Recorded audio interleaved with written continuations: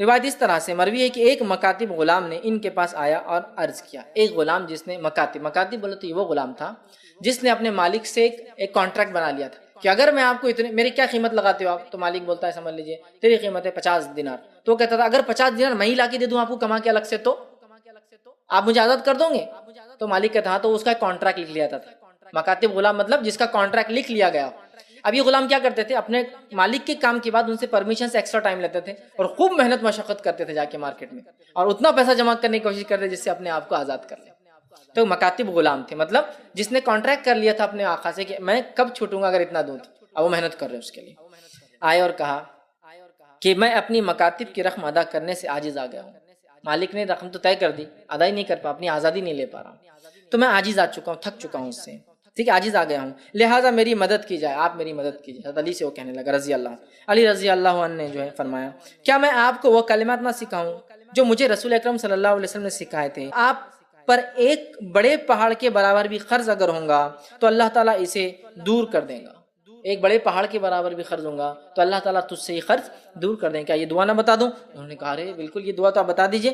پھر جو ہے علی رضی اللہ عنہ نے دعا پڑھ کے بتایا اور کہا اللہم اکفینی بحلالک عن حرامک واغننی بفضلک عمن سواک. یہ دعا سکھائے جس کا ترجمہ ہے اے اللہ اپنے حلال رزق سے میری تمام ضرورتیں پوری کر دیجئے اور مجھے حرام سے بچا لیجئے، اور اپنے فضل سے مجھے اپنی ذات کے سوا ہر ایک سے بے نیاز کر دیجئے. بس اللہ میں تیرا محتاج رہوں اور دنیا میں کسی کا نہ رہو، مجھے بے نیاز کر دیجئے. تو اگر ایک پہاڑ کے وزن کے برابر بھی قرض ہوں گا نا آپ پر تو اتار دیں گا اللہ تعالیٰ. وہ غلام خوشی خوشی جو ہے چلے گئے. مطلب آئے تھے مدد مانگنے لیکن اب سمجھ کے چلے گئے. کوشش وہ کر رہے تھے، ہاں پھر میں کہہ رہا ہوں کوشش وہ کر رہے تھے اور دعا ساتھ میں آئی ہے. میں اس لیے کہہ رہا ہوں کہ بس دعا میں لگ جائیں گے اور کوششیں چھوڑ دیں گے ہم لوگ. دونوں پرندے اپنے گھونسلوں سے نکلتے ہیں خالی پیٹ تو بھر پیٹ واپس آتے ہیں، خالی بیٹھے نہیں رہتے، توکل کر کے نکلتے ہیں. یہاں بھی وہی ہے، کیا ہے کہ وہ کوشش کر رہے تھے لیکن نہیں ہوگا، کہا دعا بھی تو کرو، خالی کوشش ہی نہیں دعا بھی شامل ہونا چاہیے. تو یہ دعا اگر پہاڑ برابر بھی ہوں گا تو ہو جائیں گے. اسی طرح جو ہے روایت ہے ایک دن نبی اکرم صلی اللہ علیہ وسلم مسجد نبوی میں جو بیٹھے ہوئے تھے وہاں پر جو ابو امامہ ایک انصاری صحابی آئے اور فرمایا اور کہا، آپ صلی اللہ علیہ وسلم کو جب دیکھا تو کہا ابو امامہ کیا بات ہے، مطلب وہ آئے اور بیٹھے ہوئے تھے، کیا بات ہے میں تم کو نماز کے وقتوں کے علاوہ بھی جو ہے مسجد میں بیٹھا ہوا دیکھ رہا ہوں، مطلب تو نماز کے علاوہ بھی بہت دیر بیٹھے ہو، کیا بات ہے؟ تو ابو امامہ رضی اللہ عنہ نے فرمایا اور کہا اے اللہ کے رسول صلی اللہ علیہ وسلم مجھے غموں نے گھیر رکھا ہے اور جو ہے قرضوں کے بوجھ تلے دبا جا رہا ہوں، بہت غم ہے اور قرضوں کے بوجھ تلے دبا جا رہا ہوں، بہت پریشان ہوں. ایک تو غم، دوسرے قرض کا بوجھ، دونوں مجھے پریشان کر رہے ہیں، اس لیے میں مسجد میں ایکسٹرا بیٹھا ہوا رہ رہا ہوں. ٹھیک ہے. نبی اکرم صلی اللہ علیہ وسلم نے فرمایا کہا کیا میں آپ کو ایک کلام نہ سکھاؤں کہ جب آپ اسے پڑھیں تو اللہ عز و جل آپ کی غم دور کر دے گا اور آپ کا قرض اتار دے گا؟ کیا میں تمہیں ایسے کچھ کلمات سکھاؤں جس سے تمہارا غم بھی دور اور قرض بھی ادا ہو جائیں گے؟ ٹھیک ہے.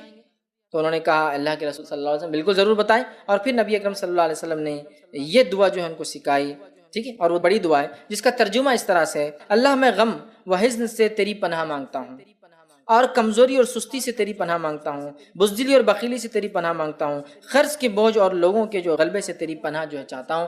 یہ دعا جو ہے نبی اکرم صلی اللہ علیہ وسلم کو وہ دعا سکھائی تو کہا اگر یہ دعا پڑھ لے تو اللہ تیرے سارے غم دور کر دے گا اور ساری مشکلیں حل کر دے گا. دوسری دعا جامع ترمذی کی ہے، روایت کے اندر آپ صلی اللہ علیہ وسلم نے فرمایا جس کا ترجمہ یہ ہے کہ اللہ مجھ سے قرض دور کر دیجیے اور فقر اور فاقے سے میری کفایت کر دیجیے، مجھ سے قرض دور کر دیجیے اور فقر اور فاقے سے میری کفایت کر دیجیے. اپنے وقت کے بادشاہ کی فتنے سے محفوظ رہے جس نے اپنے آپ کو معبود رب گاڈ ڈکلیئر کرے. پورا واقعہ نا اصحاب کہف، دا پیپل آف دا کیو، غار والے لوگ ہیں نا، پورا واقعہ اسی سے لفظ سورت کا نام بھی کہف. سورہ نمبر 18 جو اس کی 10 آیتوں کا حفظ کر لیں گا اور اس کی تلاوت کریں گا فتنہ دجال سے بچ جائیں گا. اور آپ کو پتا ہے فتنہ دجال کیا ہے؟ فتنہ دجال وہ فتنہ ہے جس کے تعلق حدیث میں آتا ہے کہ آدم علیہ الصلوۃ والسلام اور نوح علیہ الصلوۃ والسلام نے اپنی قوم کو اس سے ڈرایا، حالانکہ ان کے زمانے میں آنے والا نہیں تھا، آخری نبی کے آئے تک نہیں آنے والا تھا، ہے نا، اور آخری نبی کے دور میں بھی نہیں آنے والا تھا، ان کے امتیوں میں آنے والا تھا، اور وہ بھی ہر امتی پہ نہیں آنے والا تھا، جو زمانے کے آخر وقت میں رہیں گے، جو ایمان کے اعتبار سے بڑے کمزور ہوں گے تو ان میں جو مضبوط ہوں گے وہ بچ جائیں گے. ٹیسٹ ہوگا ایک طرح سے، امتحان.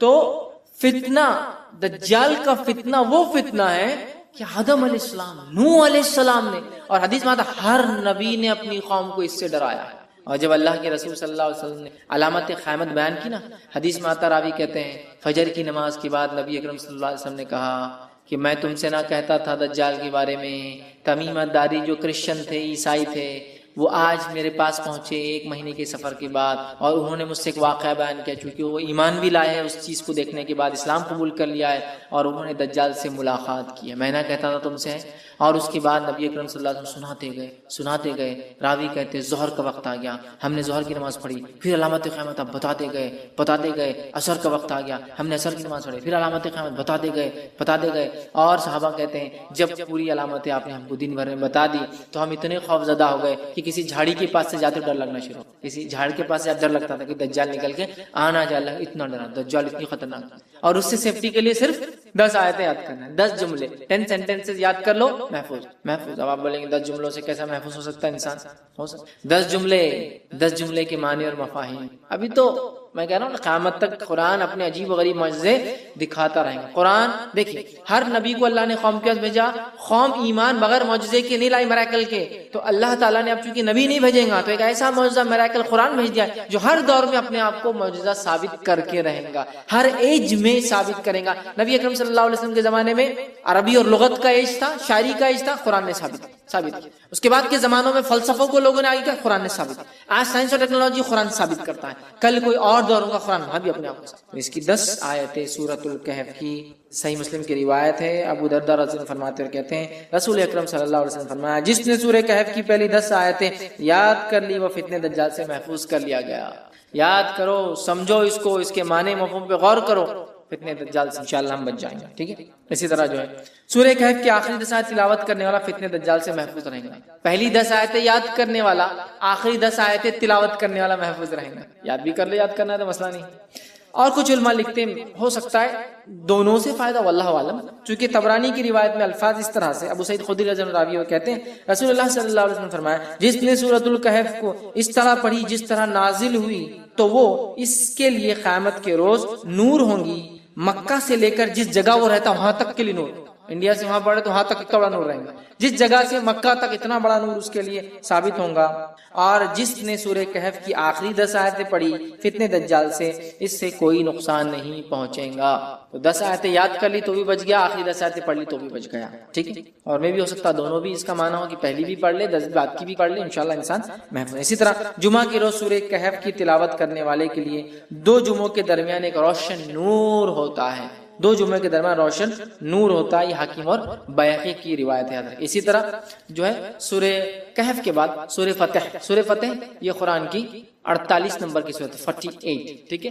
سورہ فتح کے تعلق سے جو ہے آپ صلی اللہ علیہ وسلم فرمایا اور کہا کہ دنیا وما فیہا کی ہر نعمت سے زیادہ یہ سورت مجھے محبوب، دنیا اور اس میں جو کچھ ہے اس سے زیادہ مجھے یہ سورت محبوب ہے، پسندیدہ ہے، میں اس کو چاہتا ہوں۔ کیوں؟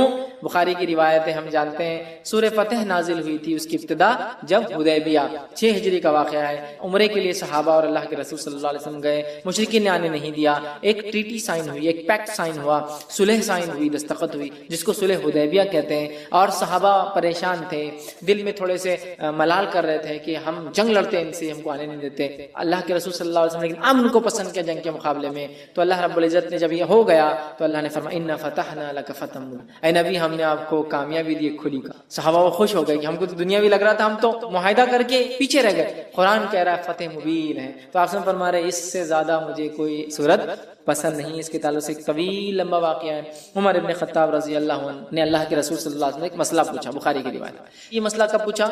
جب آپ نبی اکرم صلی اللہ علیہ وسلم تھوڑی سی پہلے بحث کر چکے تھے، واقعہ معلوم ہے نا؟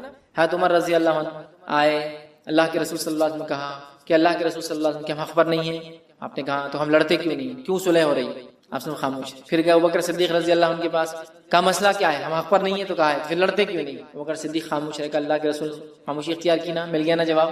اب شاید اس کے بعد یہ سوال کریں، روایت میں تفصیلات نہیں آتی، میں سمجھ رہا ہوں اس کی ترتیب سے۔ حضرت عمر نے مسئلے کا سوال پوچھا، آپ نے جواب دیا، پھر پوچھا، آپ نے جواب دیا، پھر پوچھا، 3 بار پوچھا، آپ خاموش۔ اب حضرت عمر رضی اللہ عنہ آگے نکل گئے قافلے میں، اور دل میں سوچ رہے ہیں کیوں میں نے 3 بار سوال کرے، اگر اللہ کے رسول صلی اللہ علیہ وسلم ناراض ہو گئے تو اللہ کو قرآن کی آیت ہی اتار دیں گا، اب میرے کچھ نہ کچھ مصیبت آتی، مطلب کہیں میرا تذکرہ نہ آ جائے، قرآن اتر جائیں گا اور میرا کنڈیمنیشن یا میرے بارے میں کچھ نہ کچھ آ جائے گا، اور یہ ٹھیک نہیں ہو، بہت پریشان ہو، بہت دل میں پریشان ہونے لگے، اور آگے چلے گئے کہ 3 بار پوچھنا، 1 بار پوچھا ٹھیک تھا نا، کیوں میں نے سیکنڈ اور تھرڈ ٹائم پوچھ لیا، اننیسیسری تھا، نہیں بولنا چاہیے تھا، نہیں پوچھنا چاہیے تھا، آپ سب پتہ نہیں کیا کیفیت میں تھے، کیا حالت تھی، اب میرے پہ خواہ ہوتا جاتا۔ اب اتنی دیر میں اللہ کے رسول صلی اللہ علیہ وسلم نے کہا عمر کا ہے، اب یہ تو آگے چلے گئے، ایک صحابی کا دیکھو جا کے عمر، وہ آگے گئے اور چلائے عمر تمہیں اللہ کے رسول صلی اللہ علیہ وسلم بلا رہے۔ حضرت عمر گھبرا گئے، کہا اب کچھ تو بھی ہو گیا، کوئی آیت اتر گئی میرے خلاف، چونکہ میں نے انیسری ڈسٹرب کر، نبی نے ایک بار جواب نہیں دیا، خاموش رہ جانا تھا، دوسری بار پھر خاموش رہ جانا تھا، مار کر وہ گئے۔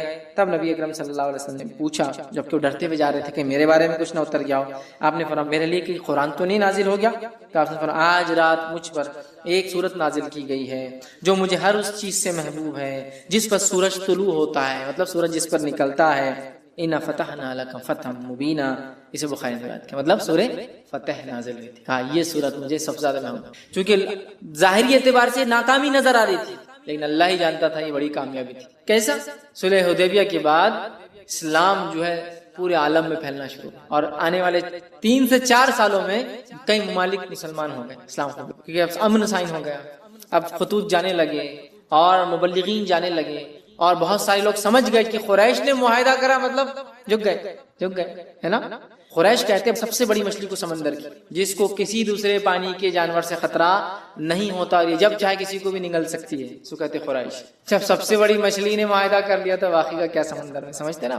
قریش کا معاہدہ آٹومیٹک سگنل تھا کہ اب محمد صلی اللہ علیہ وسلم ان کے ساتھی کوئی معمولی لوگ نہیں رہے۔ ایک زمانے میں جن کو مسئلہ اور کچلا اور قتل کیا گیا، اب یہ وہ لوگ ہیں جن کی عزت اور اکرام کرنا ہماری مجبوری۔ حدیبیہ سائن یونیٹڈ بہرحال، تو آپ نے کہا مجھے پسند ہے۔ اسی طرح سورہ ملک، سورہ نمبر 67 سورہ ملک کی بھی یاد رکھیے، بڑی جو ہے فضیلت جو ہے آتی ہے، اور اس کے فضائل میں یاد رکھی آتا ہے جو نبی اکرم صلی اللہ علیہ وسلم کے تعلق سے آتا ہے کہ آپ نے فرمایا، جامع ترمذی کی روایت، حدیث کے الفاظ جابر رضی اللہ عنہ فرماتے اور کہتے ہیں کہ اللہ کے رسول صلی اللہ علیہ وسلم اس وقت تک نہ سوتے جب تک سورہ علم تنزیل مطلب سورہ سجدہ کو علم تنزیل بھی بولتے ہیں، اس کی ابتدا جو ہے، ٹھیک، علم تنزیل سورہ سجدہ سورہ نمبر 32، اور تبارک الذی بیدہ الملک سورہ نمبر 66، سورہ ملک سورہ تبارک الذی نہ پڑھتے جب تک نہ سوتے، سورہ سجدہ سورہ نمبر 32 اور سورہ ملک سورہ نمبر 67۔ اب کوئی آدمی سوچ سکتا سورہ بنی اسرائیل اور سورہ زمر ایک جگہ آ رہا ہے، بہت بڑی صورتیں ہیں، 17 اور 39 کہیں آ رہا ہے، سورہ ملک اور سورہ سجدہ 32 اور 67۔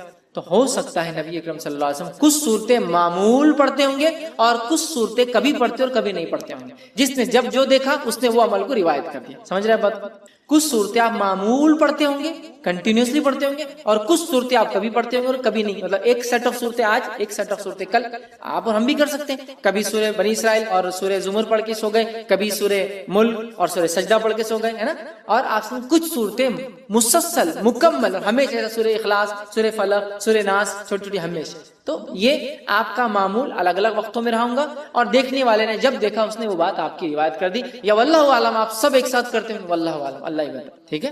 تو بہرحال اس میں آتا ہے کہ آپ 2 صورتیں، مطلب الف لام میم تنزیل، ٹھیک ہے، مطلب یہ سورہ سجدہ اور اس کے بعد تبارک الذی بیدہ الملک سورہ نمبر 67 پڑھتے ہیں۔ سورہ ملک کو آپ صلی اللہ علیہ وسلم فرماتے اور کہتے ہیں، حاکم کی روایت ہے، عبداللہ ابن مسعود رضی اللہ عنہ کے راوی کہتے ہیں سورہ ملک تبارک الذی بیدہ الملک عذاب قبر سے رکاوٹ ہے، آپ سے روز پڑھتے اور یہ عذاب قبر سے رکاوٹ ہے، آڑ ہے، ڈیفنس ہے میرا اور آپ کا، یاد رکھیے۔ اسی طرح جو ہے سورہ ملک قیامت کے روز اپنے پڑھنے والوں کے لیے سفارش کریں گی، یہ ابن ماجہ کی روایت ہے، سورہ ملک سفارش کریں گی، یاد رکھیے، حتیٰ کہ وہ جھگڑا کریں گی اور اس پڑھنے والے کو بخشا کر لے جائیں گے، خبر میں بھی بینیفٹ، آخرت میں بینیفٹ، سورہ ملک تبارک الذی بیدہ الملک، ٹھیک، وہو علی کل شیء، یہ آپ پڑھیں گے، اس کی فائدے۔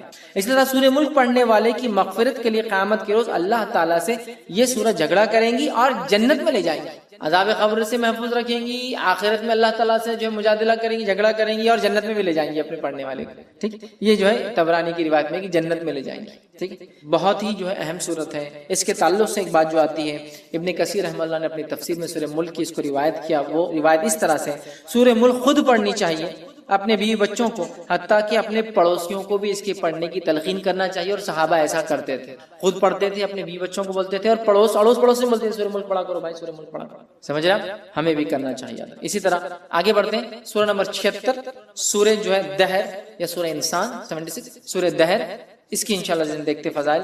روایت صحیح مسلم کی ہے، رسول اکرم صلی اللہ علیہ وسلم جمعہ کے روز فجر کی نماز میں سورہ سجدہ اور سورہ دہر کی تلاوت کرتے ہیں، سورہ دہر سورہ نمبر 76 اور سورہ سجدہ سورہ نمبر 32 کی آپ صلی اللہ علیہ وسلم فجر کی نماز میں تلاوت کرتے تھے، ٹھیک ہے، اور جمعہ کے روز جمعہ کے دن جب آپ فجر پڑھاتے تو ان 2 صورتوں کی اس میں جو ہے آپ صلی اللہ علیہ وسلم تلاوت کیا کرتے تھے۔ اسی طرح سے مسلم کی ہی روایت میں الفاظ اس طرح سے آتے ہیں، عبداللہ ابن عباس رضی اللہ عنہ اس کے راوی فرماتے ہیں رسول اللہ صلی اللہ علیہ وسلم جمعہ کے روز نماز فجر کی پہلی رکعت میں سورہ سجدہ، دوسری رکعت میں سورہ دہر کی تلاوت فرماتے، اور اسی طرح جمعہ کی نماز میں سورہ جمعہ اور سورہ منافقون کی تلاوت کرتے۔ جمعہ کی فجر میں یہ 2 اور جمعہ کی نماز مطلب جمعہ کی جو نماز ہوتی ہے اس میں خاص نماز میں آپ سورہ جمعہ سورہ نمبر 62 62 اور سورہ منافقون سورہ نمبر 63 63 آپ پڑھا کرتے۔ تو ظاہر سی بات ہے اللہ کے رسول صلی اللہ علیہ وسلم کا یہ سلیکشن بہت امپورٹنٹ ہے، کچھ نہ کچھ مقصد ہے اس کے پیچھے، ٹھیک؟ تو یہ اس کی فضیلت ثابت کرتا ہے۔ اسی طرح نبی اکرم صلی اللہ علیہ وسلم کے تعلق سے آتا ہے کہ آپ جو ہے مسبحات پڑھے بغیر نہیں سوتے۔ مسبحات کس کو کہتے ہیں؟ مسبحات یہ 7 قرآن کی صورتیں ہیں جن کی ابتدا اللہ کی حمد و ثنا یا تسبیح سے شروع ہوتی ہے۔ جیسے فار ایگزامپل مثال کے طور پہ سورہ نمبر 17 سورہ بنی اسرائیل، سبحان الذی اسری بعبدہ، سبحان مسبحات وہ صورتیں جن کی فرسٹ آیت میں اللہ کی حمد و ثنا اور تسبیح ہے، سمجھ رہے ہیں؟ مسبحات اس کو کہتے ہیں، ٹھیک ہے؟ سبح اسم ربک الاعلی، سورہ اعلیٰ کی پہلی آیت مسبحات کہتے ہیں۔ تو ایسی 7 صورتیں ہیں جو اللہ کی حمد و ثنا سے ان کی پہلی آیت شروع ہوتی ہے، اس کو کہتے ہیں مسبحات۔ تو ایک روایت میں آتا ہے جامع ترمذی کی، نبی اکرم صلی اللہ علیہ وسلم جس کے راوی جو ہے ارباز بن ساریہ رضی اللہ عنہ کہتے ہیں نبی اکرم صلی اللہ علیہ وسلم سونے سے پہلے مسبحات کی تلاوت فرمایا کرتے تھے اور ارشاد فرماتے تھے ان میں ایک آیت ایسی ہے جو 1000 آیت سے بہتر۔ ایک آیت کون سی ہے؟ مخفی، چھپا ہوا ہے، ہڈن۔ یہ قرآن کے چھپے ہوئے خزانوں میں سے خزانہ ہے، جیسے حروف مقطعات ہے نا، چھپے ہوئے خزانے ہیں قرآن کی، چھپی ہوئی چیز ہے، ویسا ہے۔ ایک ہے کوئی جو 1000 کے برابر ہے۔ مسبحات میں کون کون سے آتا ہے؟ وہ صورتیں جن کی ابتدا اللہ کی حمد و ثنا سے۔ نہیں میں آپ کو دیکھ کے مسکراتا ہوں، پاگل دکھ رہا، جوکر دکھ رہا، مطلب کیا دکھ رہا؟ بولنا پڑتا معافی چاہتا ہوں میں نے غلط کام کیا، ہم نے وہ چیز چھوڑ دی، وہ چھوڑ دی۔ جو مسکرا کے دیکھنے کے افیکٹ کیا ہوتے ہیں معلوم آپ کو؟ آج سائنٹیفکلی جو لوگ ماہر نفسیات ہوتے ہیں وہ کہتے ہیں جب آپ کسی کو مسکرا کر دیکھتے ہیں نا تو اس کے اگر کچھ غم بھی ہو تو وہ غم کبھی کبھی ہلکے پڑ جاتے ہیں آپ کے مسکراہٹ سے۔ خندہ پیشانی، عاجزی، مسکراہٹ کے ساتھ ایکسیپٹنس کے فیس کے ساتھ ملے، یہ بھی اس کا مراد ہے خندہ پیشانی۔ ایکسیپٹنس کا فیس مطلب کوئی آ گیا تو آپ ایک دم مطلب ایک ہوتا ہے نا آپ دیکھتے بولتے کیا برا منہ بنایا تھا میں آیا تو، مطلب ایکسیپٹنس نہیں تھا، ایکسیپٹنس خوشی کے ساتھ۔ یہ چیز آپ دیکھیں گے امریکہ، یورپ میں، یا آپ کبھی سفر کریں ایسی جگہ جو یہ لوگ ہوتے ہیں، دور سے آپ کو ایک فارنر دیکھیں گے اور آپ کو دیکھ کے کیا کریں گے معلوم؟ خالی آپ بولیں گے کیا کر رہا ہے، جاننا پہچان میں تیرا مہمان، اب آ کے چپکتا کی اب پیسے تو نہیں مانگتا، نہیں وہ ان کی عادت ہے۔ کبھی بھی آپ دیکھیں گے نا خالی آپ ایسے دیکھتے کھڑے فارنر کو جاتے خالی یوں کریں گے آپ۔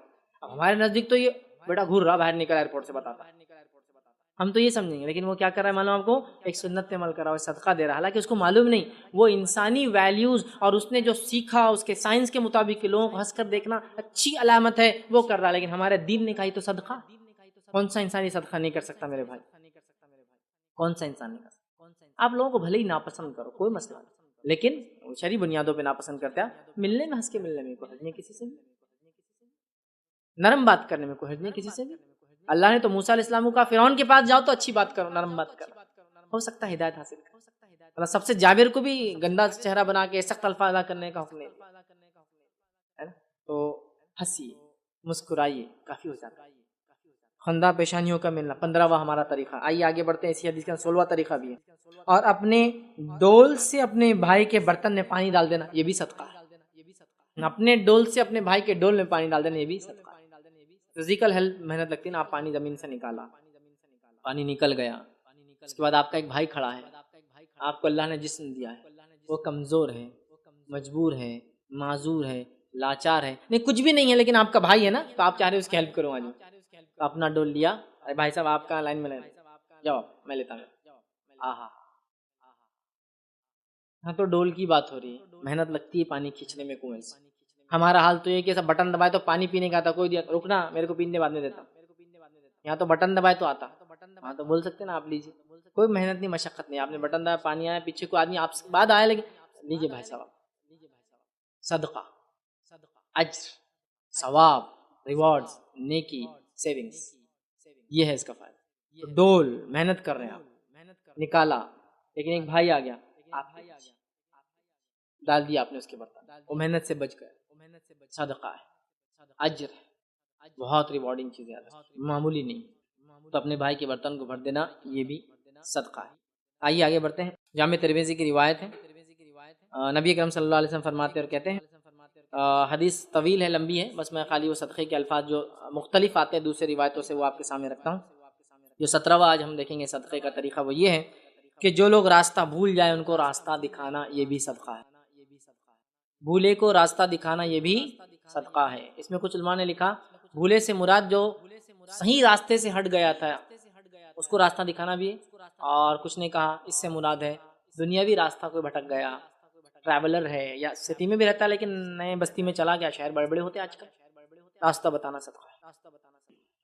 تو بھٹکے ہوئے کو راستہ بتانا صدقہ ہے، چاہے ہدایت کی طرف بلانے والا راستہ ہو، چاہے صحیح راہ جس پہ اس کو جانا ہے، جو شہر کی طرف جا رہا ہے، جہاں ٹریول ڈیسٹینیشن کی طرف جا رہا ہے، یہ بھی کیا ہے؟ صدقہ ہے۔ ہم دیکھتے ہیں بہت سارے نوجوان چوراہوں پہ کھڑے ہوتے ہیں، کوئی راستہ پوچھتا ہے تو غلط راستہ بتا کے بھاگ جاتے ہیں، غلط، کیوں اپنا صدقہ ضائع کر کے عذاب لے رہے ہوں، یہ بھی صدقہ ہے۔ آئیے آگے بڑھتے ہیں، 18واں پوائنٹ دیکھتے ہیں، اسی حدیث میں الفاظ ہے، صدقے کا ثواب ملتا ہے، اور تیرا مدد کرنا یعنی اندھے کو پکڑ کر راستہ بتا دینا یہ بھی صدقہ ہے۔ بلائنڈ، اندھا، یا جس کو کہیں گے ایک تو ہوتا ہے واقعی میں اندھا کمپلیٹلی بلائنڈ، اور ایک ہوتا ہے کمزور آنکھیں جس سے وہ کبھی دیکھ نہیں پاتا، یوں کرتا ہے، یا کلر بلائنڈنس، یا کچھ چیزیں دیکھ پاتا ہے کچھ چیزیں نہیں دیکھ پاتا ہے، کیونکہ ایک ہوتا ہے کمپلیٹ بلائنڈ اور ایک ہوتا ہے مکمل اندھا نہیں ہوتا ہے، کچھ چیزوں کو نزدیک سے کبھی دیکھ لیتا ہے۔ ان کی مدد کرنا، ان کو راستہ بتا دینا، ان کو چھوڑ دینا، ان کو صحیح ڈائریکشن دے دینا، یہ کرنا چاہیے۔ تو اندھے کو راستہ بتا دینا، گمے ہوئے کو راستہ بتا دینا۔ آگے اسی روایت کے اندر 19واں پوائنٹ بھی ہمارا طریقہ وہ یہ ہے، آپ نے فرمایا اندھے کو پکڑ لے جانا یا کم عقل والے کو، یہ بھی صدقہ ہے، اندھے کو یا کم عقل والے کو بھی پکڑ کے راستہ بتا دینا۔ کم عقل سے مراد مینٹلی ریٹارڈڈ، مند بدھی، ذہن کی کمی، ہوشیاری کی کمی، ان لوگوں کو بھی راستہ بتا دینا، ان کے گھروں تک چھوڑ دینا۔ ہمارا حال یہ، اللہ ہم کو معاف کرے، ہم پر رحم کرے، ایسا کوئی بچہ یا کوئی انسان ہمارے سماج میں مل گیا تو وہ ایک اسٹینڈ اپ کامیڈین کی حیثیت سے ہوتا ہے، جس کے ذریعے لوگ تکلیف پہنچا کے اپنے آپ کو خوشی دیتے ہیں۔ مجھے یہ بات کبھی سمجھ میں نہیں آج تک، دوسروں کو ایذا پہنچا کر انسان خود کیسے خوش ہو سکتا ہے۔ آپ اللہ کا شکر ادا کریں جب ایسے لوگوں کو دیکھیں، الحمدللہ اللہ نے ہم کو ایسا نہیں بنایا۔ اس کو تو راستہ بتائیے، راستہ مطلب صحیح چیز کی طرف لے جائیے، یہ راستے سے مراد ہے واقعی میں بھٹک گیا تو اس کے گھر تک پہنچائیے۔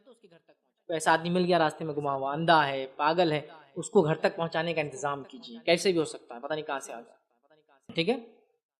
یہ 19واں پوائنٹ۔ آئیے 20ویں پوائنٹ کی طرف چلتے، جو صدقہ حدیث میں آتا ہے وہ یہ ہے، جو ہے ابو داؤد کی اور نسائی کی روایت ہے، نبی اکرم صلی اللہ علیہ وسلم فرمایا، ایک صحابی آئے کہ اللہ کے رسول صلی اللہ علیہ وسلم میری والدہ کا انتقال ہو گیا ہے، میں چاہتا ہوں کہ ان کی روح کو کچھ فائدہ ہو، مرنے کے بعد بھی اجر ملے، مطلب یہ ثواب جاریہ کی بات ہو رہی ہے، ایصال کی بات ہو رہی ہے، ایصال ثواب، تو میری والدہ کو اس کا ایصال ہو، اس کا ثواب ملے، اس کو روح کو فائدہ ہو، میں کیا کروں؟ نبی اکرم صلی اللہ علیہ وسلم فرمایا پانی کا انتظام کر،